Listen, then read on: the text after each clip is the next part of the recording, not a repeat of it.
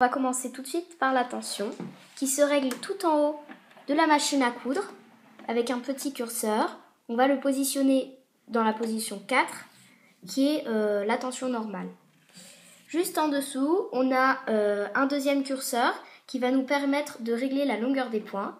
Donc pour une longueur de poing normale, on utilise la position 3. Le petit trait en rouge entre le 0 et le 1, c'est la tension pour les boutonnières. Et le petit S1 en bleu, ce sont la longueur de poing pour les points stretch. Pardon, j'ai dit tension, mais c'est longueur de poing. Juste en dessous, c'est le choix des points. Donc tout ce qui est en bleu, ce sont les points stretch. En rouge, ce sont les points boutonnières. Et en noir, ce sont les points classiques. Donc là, on va utiliser un point droit tout à fait basique. Donc là, je vais quand même expliquer avant parce qu'après, pendant, ça va être compliqué. Le petit bouton qu'on voit ici, c'est le bouton retour arrière. Donc il faut le maintenir appuyé pour le faire fonctionner et on va vous expliquer quand est-ce qu'il va fonctionner.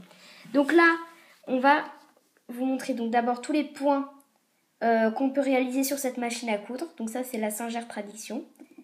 Donc voilà, quand on retourne sur l'envers, on peut voir qu'ils ont choisi de mettre une seconde canette d'une autre couleur. Voilà, pour nous montrer qu'on peut le faire. Ensuite, à l'aide, donc, on va vous montrer comment faire le point droit classique. On positionne le tissu qu'on a choisi en dessous du pied de biche. On va, à l'aide d'un petit loquet qui se trouve juste derrière, baisser le pied de biche et positionner, donc bloquer le tissu à l'aide de ça. Ensuite, on va maintenir avec ses doigts le tissu et appuyer sur la pédale. Quelques points suffiront pour le début. Voilà. Une fois qu'on en a fait un ou deux, on appuie sur le bouton dont je vous ai parlé tout à l'heure. On le laisse maintenu et on va repasser sur ces points qu'on a déjà fait pour bloquer le fil et éviter qu'il ne s'effiloche. Et là, on peut tout à fait normalement.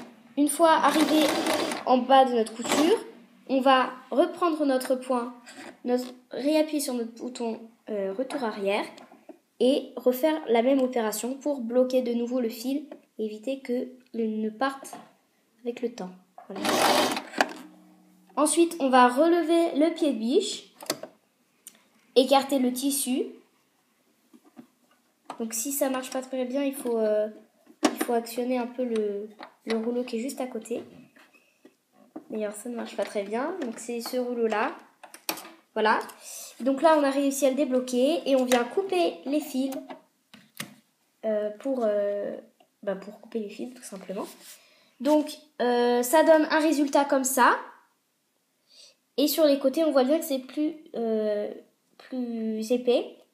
C'est avec ce retour arrière pour bloquer les points. Donc là, si vous voulez coudre vraiment très près du bord, on a un deuxième point qui est celui-ci, qui nous permet de coudre vraiment très très près. Et sinon, on voit bien que là, juste à côté, on a des petites rainures pour coudre droit. Voilà. Donc je pense qu'on a à peu près tout dit pour ce qui était des bases. Et donc, voilà. Salut!